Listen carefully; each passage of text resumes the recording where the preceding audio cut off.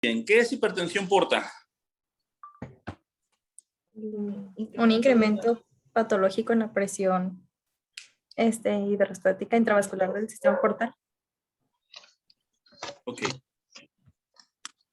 Jazmín, ¿cómo se forma la porta?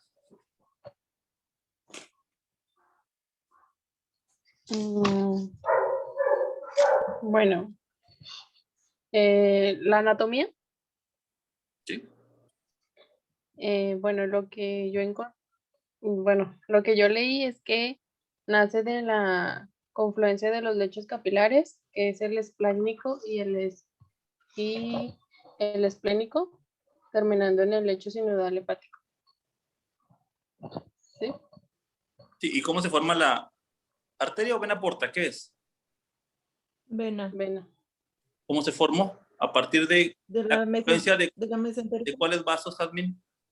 Del- Bueno, mesentérica está superior. conformada por la unión de las venas mesentérica superior y el tronco espleno-mesentérico. ¿Cómo se forma el tronco espleno-mesentérico? Por la unión de la esplénica y la mesentérica inferior. Inferior. Y esas tres hacen la porta. ¿Aproximadamente qué diámetro tiene la porta, Jazmín?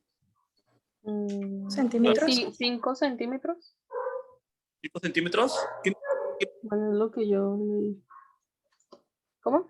¿Quién más? ¿Cómo? Es que soy yo, se está cortando. Se trabó, No. doctor.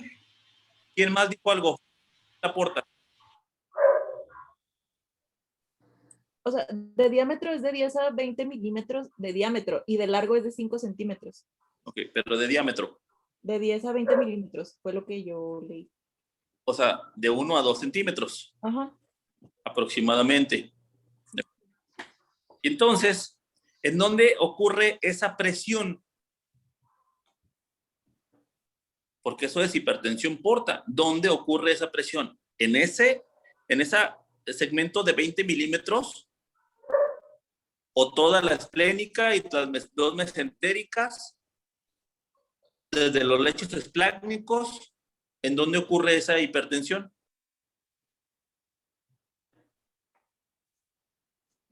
Feathers. En la vena como tal.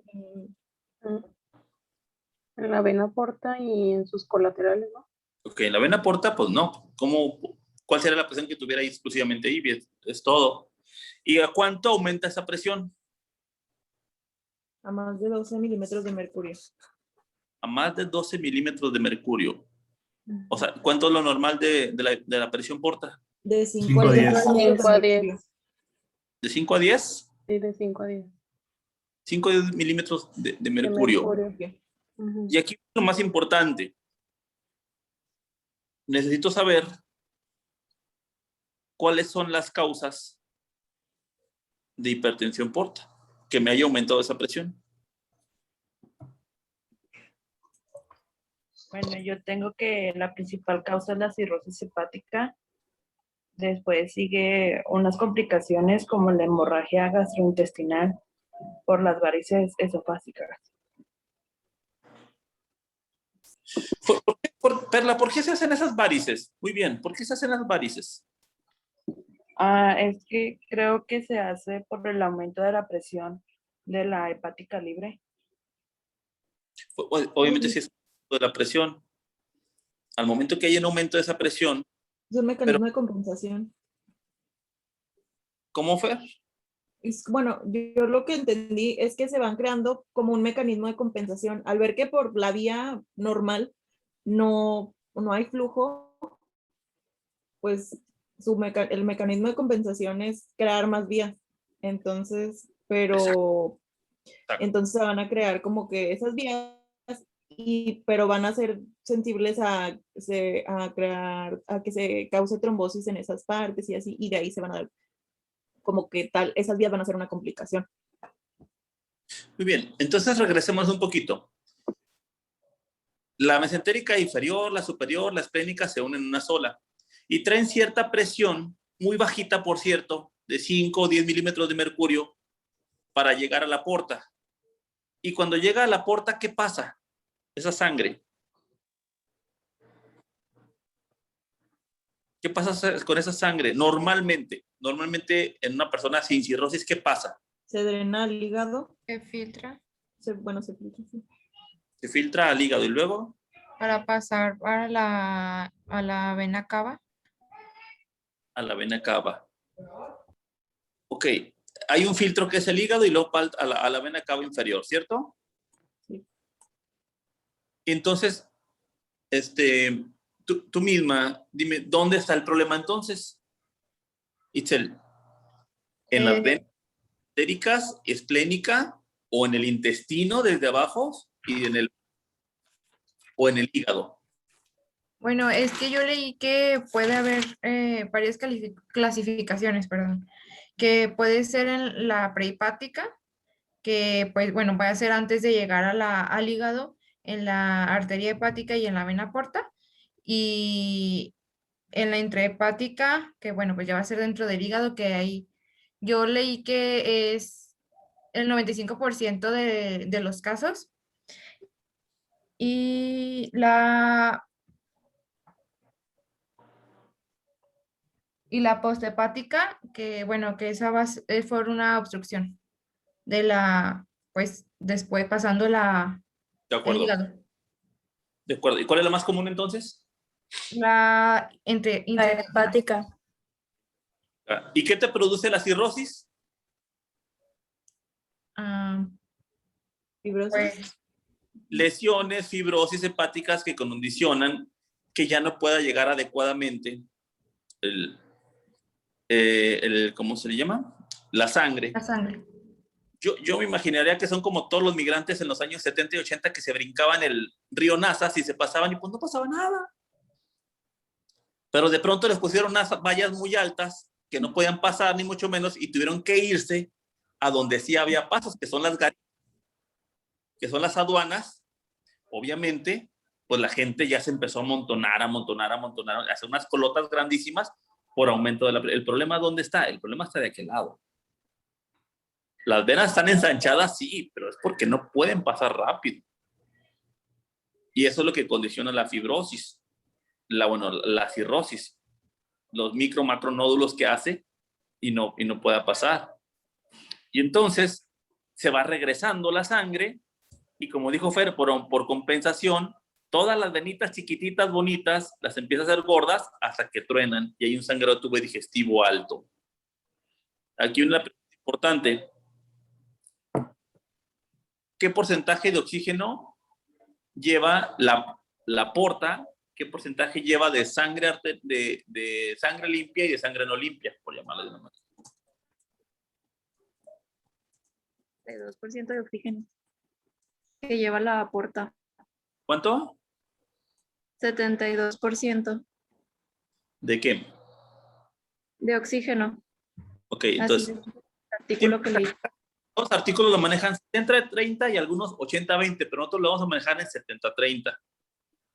Pero ¿cómo le hace Yareli si trae la sangre sucia de los intestinos? ¿Por qué trae sangre como tipo arterial? 70%. ¿Por qué? ¿De dónde la sacó? ¿Cómo fue? ¿Cómo fue? ¿Cómo es que se me trabó? Las venas traen sangre sucia, ¿cierto? Y la porta, las artéricas traen sangre sucia, la esplénica también se juntan en la porta donde a traer sangre sucia. ¿Por qué traen 70% sangre limpia?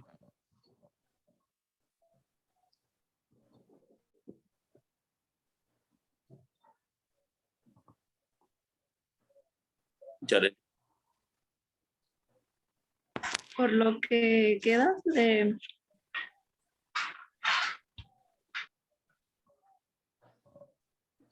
Ayúdenme, Yareli.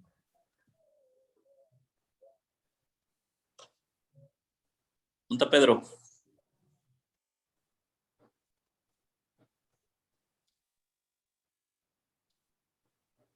Pues yo lo que leí referente a eso era que la arteria hepática iba a proveer un tercio, que es lo del 30%, y los 2 tercios restantes era el sistema porta. Ok, pero la arteria hepática está aparte, ¿no? La arteria hepática. De hecho, ¿de dónde, Daniel Villa, de dónde viene la arteria hepática? ¿Es rama de quién? La arteria hepática ¿Qué es?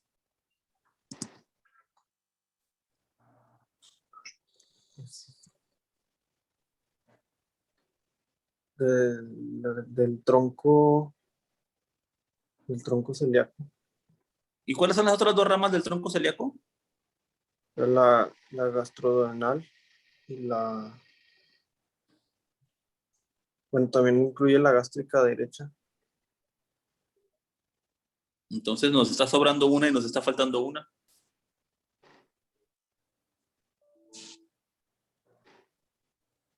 Sería la gástrica izquierda y la hepática común. Bueno, y la esplácnica. Esplénica. ¿Cuáles son los tres órganos, Daniel, que están debajo del diafragma? Anteriores y que están debajo del diafragma.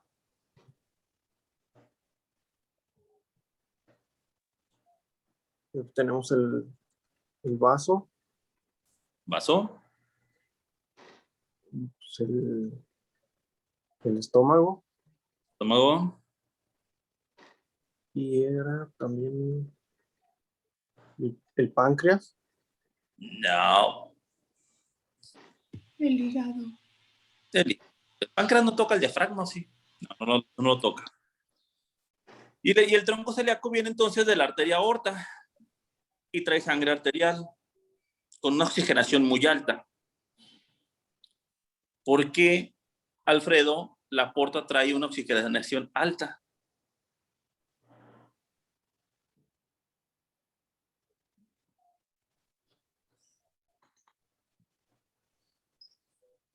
Alfredo. Sí, aquí estoy. Es que no estaba escuchando. Me dijo que por qué me preguntó que por qué la puerta trae una oxigenación alta. Yareli dice que 70%.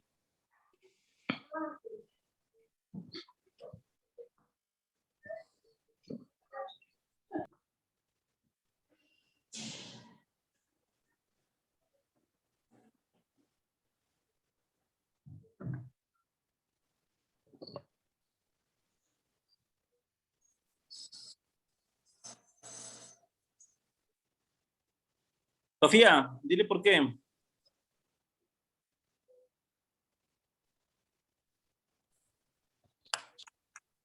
Doctor, ¿qué es lo que dijeron? Es que se me tardó en conectar el audio y no escuché.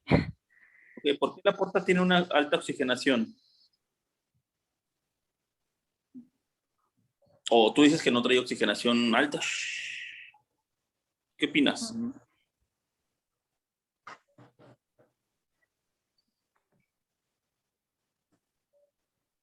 Sofía. Mm. Mm. ¿Quién les ayuda? Es por el recorrido que hacen, ¿no? Que también pasa por el vaso y el hígado que ya Doctor, viene oxigenada. Viene de allá. no es porque se mezcla con la arteria, con la sangre de la arteria hepática. Es que en qué momento se mezcla con la arteria hepática. ¿No se mezclan o sí? ¿O dónde dice que se mezclan?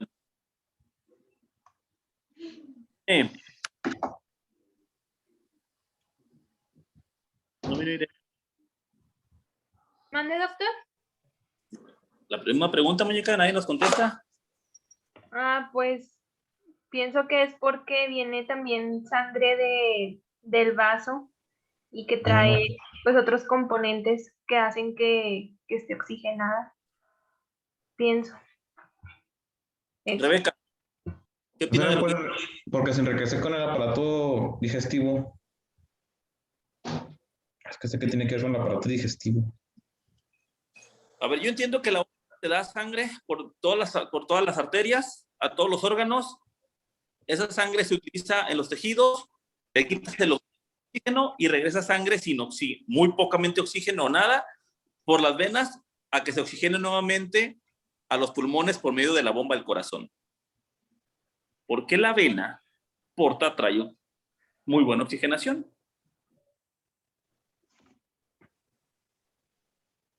Rebeca. Porque es un vaso grande. ¿O no tiene nada que ver? Pues no sé, No sé, pues es una suposición mía. estás inventando, pues.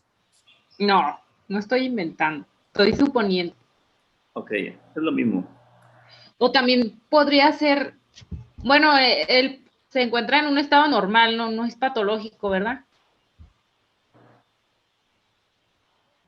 Sí, en un estado normal. Ajá, en un estado Ok. normal. Es que me perdí, pensé que ya estábamos hablando del problema cuando se activan los diferentes sistemas. Es que, ¿cómo pasamos a la cirrosis? Y primero me dicen, ¿cómo es que viene oxigenada esa sangre? ¿Cómo es que viene rica en oxígeno con un 70-30 en vez de ser al revés? Entonces, ¿cómo pasamos al oxígeno para preguntarles cómo va a estar en la cirrosis? Finalmente, la hipertensión porta ya la entendieron. Ya saben que en un aumento de la presión que puede ser pre, puede ser intra o puede ser posterior.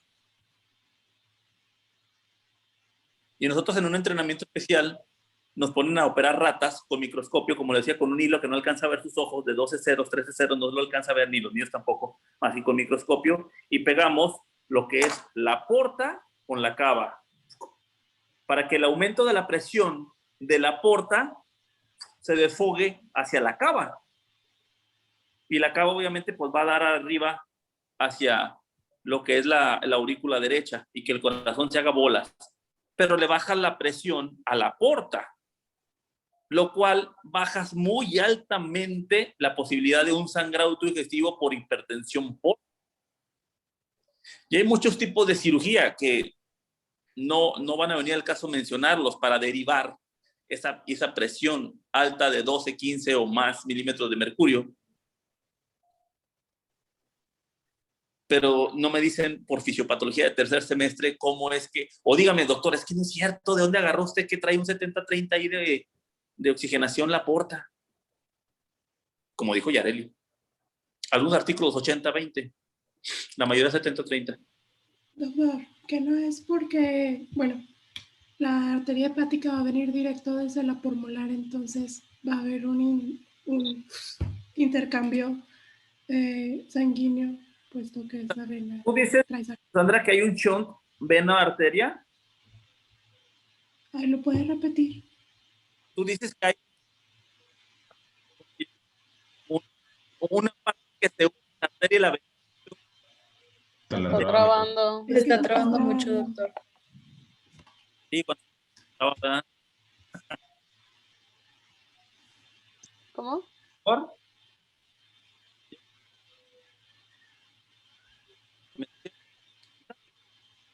Se sigue trabando. ¿Micrófono, Sandra? Ay, es que se trabó. Bueno, Sandra. Es que yo creo. Es que se trabó, que estaba diciendo. Okay. No escuché. ¿Puedes cerrar?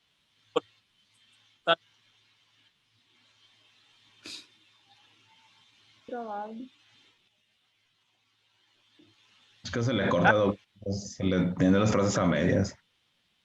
Ok, me espero.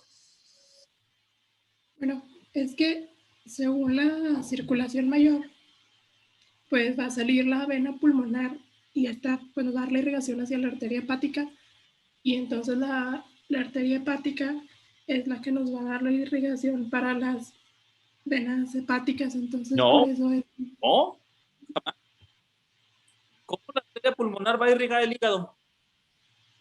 No, es la que de ahí va a salir la irrigación para la hepática y luego ya la hepática se va a ir a la porta y así. Nee. ¿Qué opinan los demás? Lo que dice Sandra. ¿Qué opinan? ¿No sería también por lo mismo en la hipertensión portal que busca diferentes caminos, como no se va a diferentes caminos, de todos modos se oxigena, bueno, busca su oxigenación? Ay, Pero eso es sano. normal. Estamos hablando de un paciente sano, ¿no? Sí. O sea, Sandra tiene razón en la parte donde dice que hay un shunt, o muchos.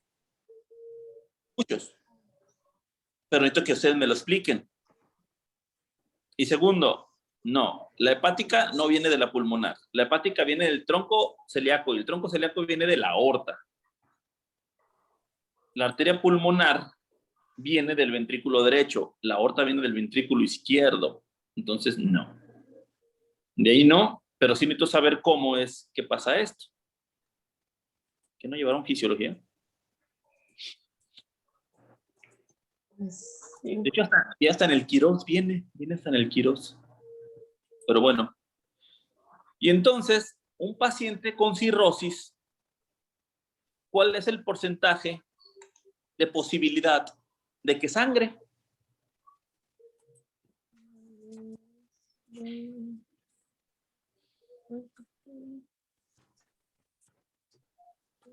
Sandra. No sabría un porcentaje, pero creo que debería ser alto por lo mismo de que es sangre arterial y no sangre venosa. Entonces, pues, tiene mayor Más bien por aumento. tiene mayor presión. Entonces, un sangrado de ese tipo pues, sería más peligroso. Bueno, y pues más. Bueno. Norman, ¿tú qué opinas? Nada más tenemos una duda, todo lo demás ya el mundo ya lo arregló. ¿Me escuchan? Es que se me cortó como 3 veces, ya me sacó de la sesión. Quiero ver si me escucho. Te escucho bien.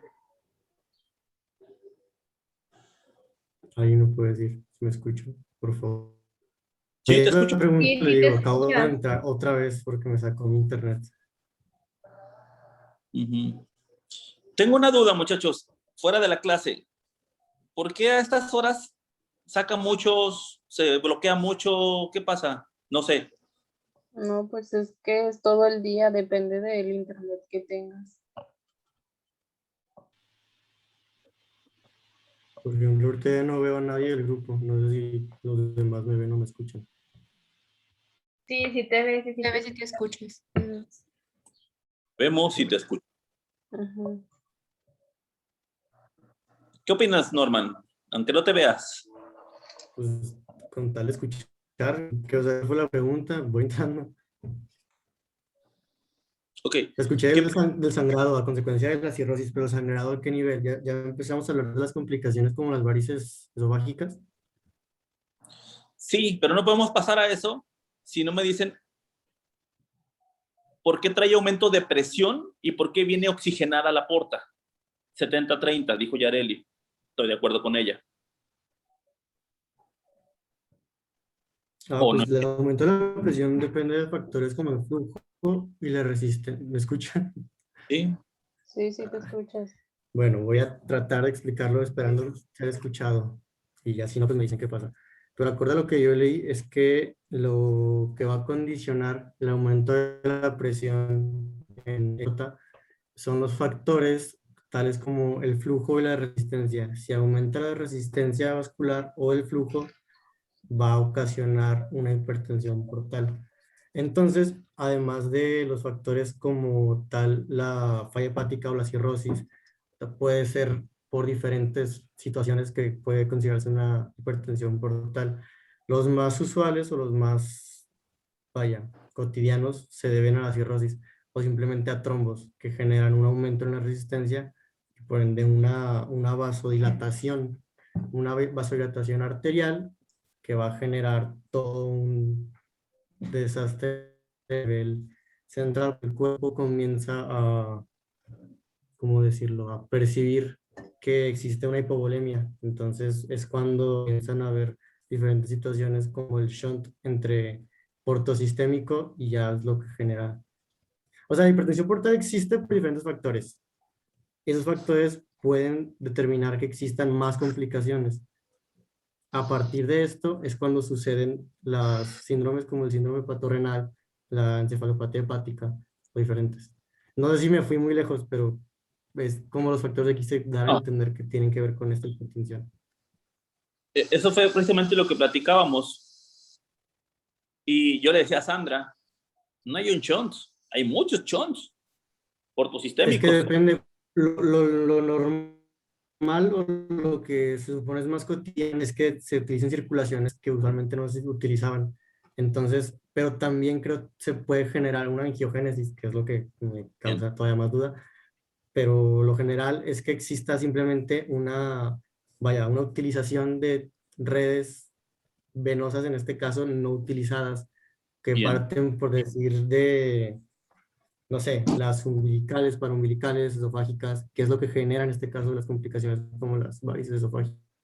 Sí, es como si la presa se llena y en vez del río Nazas, utiliza también el del Sacramento y dices, bueno, para eso es.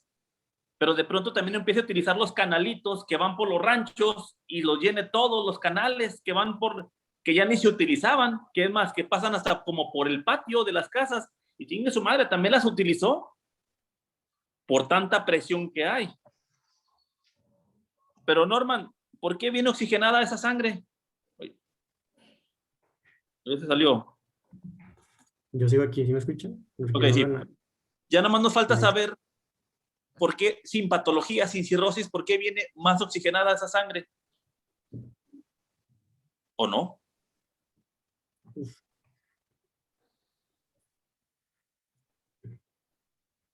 Voy a ser muy sincero, diciendo que desconozco la causa de por qué viene, o sea, viene oxigenada si se supone que las precedentes,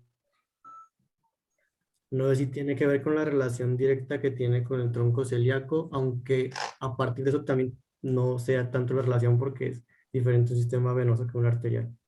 Así que desconozco. Vamos a buscarlo. Pero ¿qué pasa, Alfredo, si tú estás regando el jardín con la presión normal y cae a 1 metro el agua? Pues te acercas más con la manguera. Pero ¿qué pasa si le pones medio dedo a la salida de la manguera? Sale más Pues presión. va a salir con más, o sea, con más flujo, o sea, a mayor alcance. Ok, sale con mayor presión, pero eso no significa que los demás estén mandando más presión porque hiciste el dedo. ¿De acuerdo? Pero aquí tu manguera es muy resistente. Y si tú le pones el dedo completamente, que ya no salga nada, y sigue con la llave abierta, pues no pasa nada. La manguera es muy fuerte. Pero ¿qué te parecería que le pusieras una manguera ultra delgadita? Como un globo de caso. Se va a romper porque Se se rompe. Y extiende o se rompe. Y entonces sí aumenta la presión de los vasos. Y esa hace que haya éstasis. Es decir, que la sangre se quede ahí laiqueada, ¿cómo le diremos?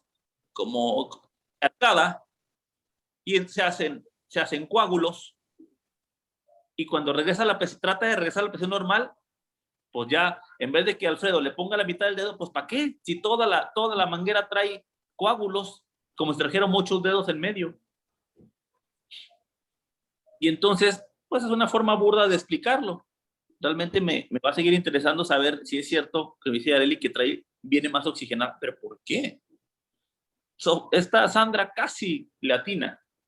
Pues es que estoy leyendo que o sea que dentro del hígado se mezcla la sangre venosa con la arterial y es donde se dice que se establece un shunt fisiológico.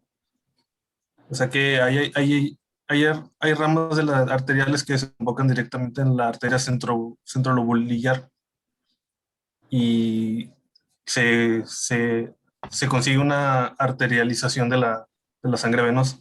Bien, esa es una de las más, es un shunt, como decía Sandra. Esa es una más. Y bueno, aquí dice que hay 3 tipos de anastomosis arteriovenosas, que es la intralobulillar por el sinusoide, la perilobulillar presinusoidal, que se origina por una ruptura de la arquitectura hepática. Bueno, esto ya supongo que debe ser patológico. Y la perilobulillar por el sistema capilar. O sea que supongo que ahí es donde se desemboca bueno, ahí es donde se mezcla la sangre arterial con la venosa. Muy bien. Por eso da la sangre oxigenada. O sea, se le podría llamar arterialización de la sangre venosa. Bien. José Pablo, entonces, ¿cuáles dijimos que son los estigmas de la cirrosis? Los síntomas o signos patognomónicos. Tú ves un paciente y dices, ese güey tiene cirrosis. Que tenga DIF, que es dolor, ictericia, fiebre, acompañado de rubí, desgrasamiento del cabello.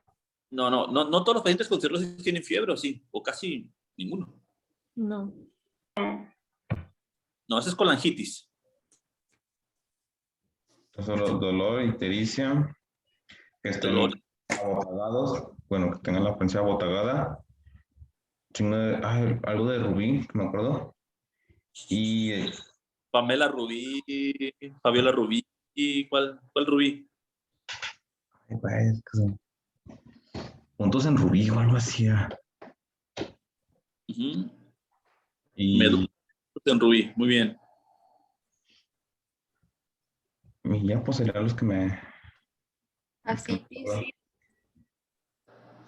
Ya, con la serie. Abogotamiento. Una paratiroides. Hipertrofia de... Paratiroides. De parótidas. La paratiroides las vas a ver, güey, nunca. De parótidas.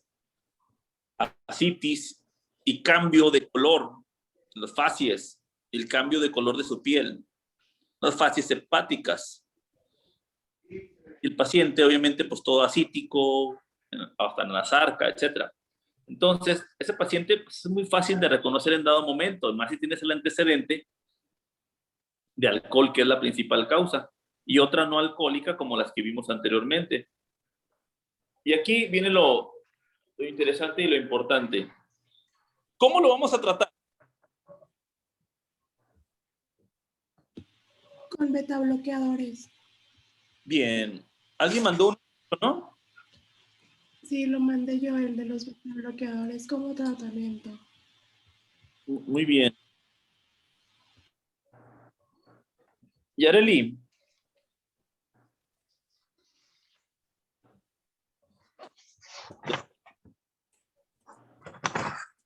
Yareli. Aquí estoy. ¿Escuchas? ¿Escuchas o no, Yareli?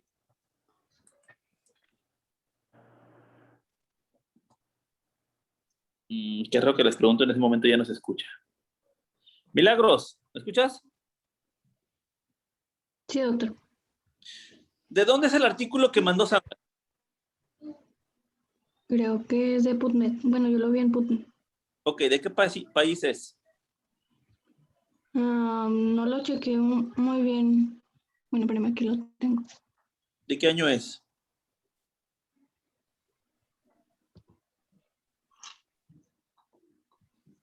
Es del 2019. Es de 2019. ¿De qué país es?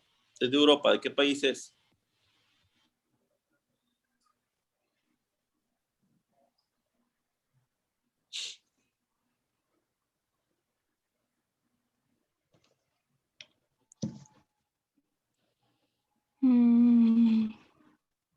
Creo que España. Ay, no. No, pues lo veo, pero no. No sé, doctor. Bueno, aquí no lo encuentro. Sí, viene.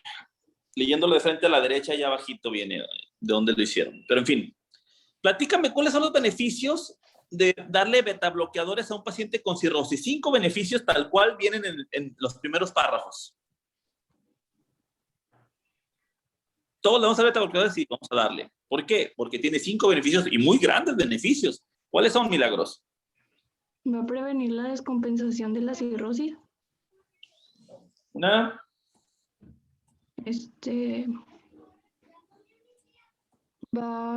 Bueno, yo tengo que va a inhibir la vasodilatación esplénica. 2.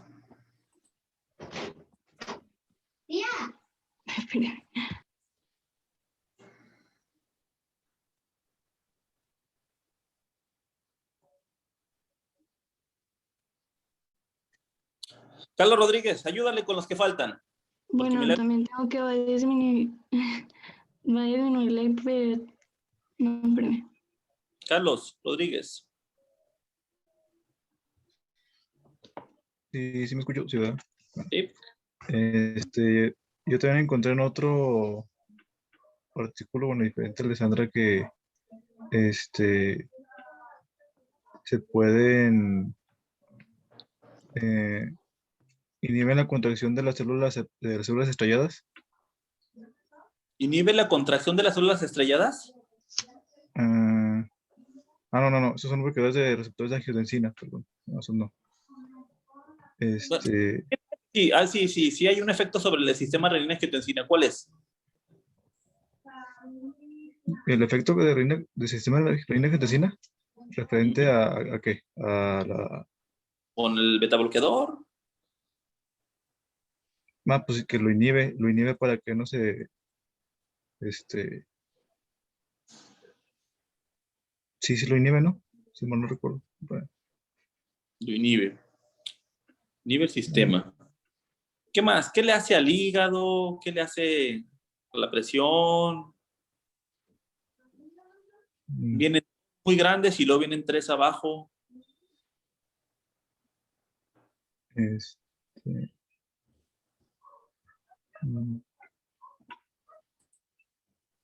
Bianca, misma pregunta.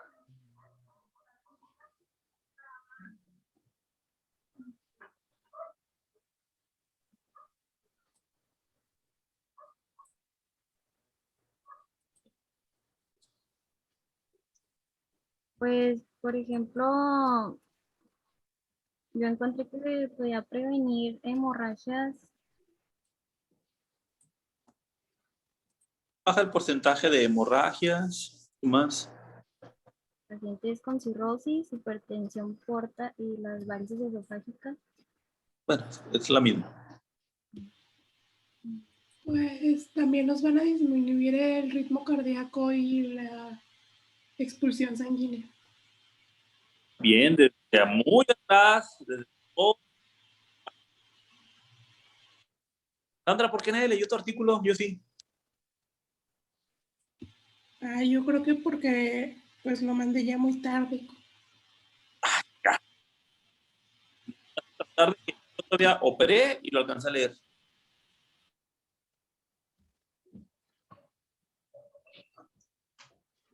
Son dos cosas.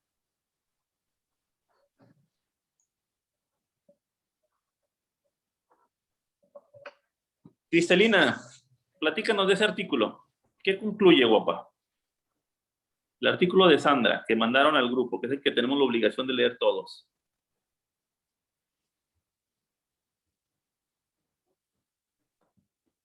Pues yo tampoco lo leí completo, solamente pues leí como la primera parte, porque yo estaba como viendo videos y así. Entonces como que después ya lo vi después y no lo leí completo. Solo leí lo primero. Pues en lo primero viene lo que estoy... Viene como de puntos claves, ¿no? De los Sí, ¿no? beta bloqueadores. El primer párrafo, introduction, dice.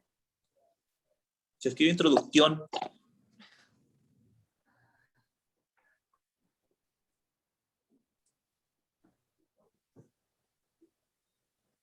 Pues los beta bloqueadores reducen lo que dijo, pues es que es lo que dijeron ellos, que reducen lo del sangrado en la cirrosis y y el ay, ¿cómo se llama? Eso viene más adentro, pero ¿leíste en qué porcentaje? No, no lo leí. No leí el porcentaje. Que reducen la translocación bacteriana y para riesgo a peritonitis. Reducen la translocación bacteriana. Muy bien, eso es muy importante porque, y nadie lo había dicho, y viene entre las segundas, terceras, ahí viene. En un 20% es la reducción. Muy bien, papá, ¿y eso es mucho o poquito o nada?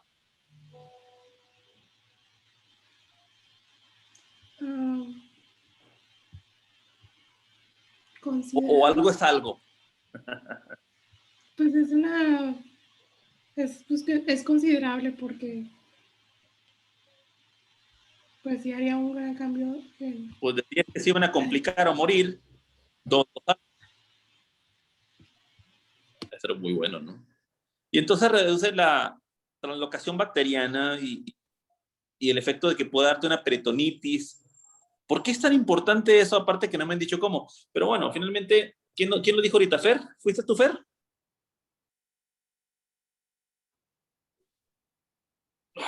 ¿O quién dijo eso? Sí, fue Fer, nada más que creo que se trabó.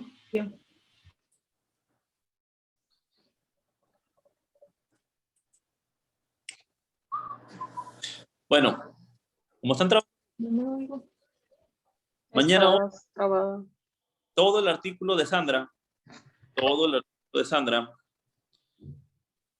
porque realmente es un muy buen artículo. Sí, es un buen artículo y ahí viene cómo entender el tema, si lo hubieran leído, y cómo tratarlo aparte. Todo el artículo, y vamos a ver sangrado de tubo digestivo alto con todas sus posibles causas, entre ellas varices esofágicas. Hay una tabla en internet, en Google, tal cual, que se llama tabla de las hemorragias. Te nombra los factores como gasto urinario, estado mental, frecuencia cardíaca, TA, creo, frecuencia respiratoria, etc. Nombra los signos vitales más el gasto cardíaco y el estado mental. Esa tabla la tienen que tener y subir al grupo. Y aparte van a subir un caso clínico, de un paciente sangrado digestivo alto a esofágicas. Hay muchos. ¿De acuerdo? Y esperemos mañana hayan leído más o no se estén trabando tanto.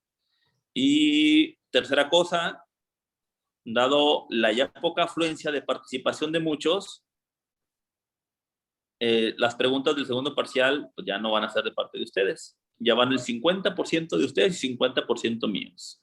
Era 70, ahorita van 50. Si siguen sin participar, van a ser todas mías. No es amenaza, los obligaremos a estudiar mucho más.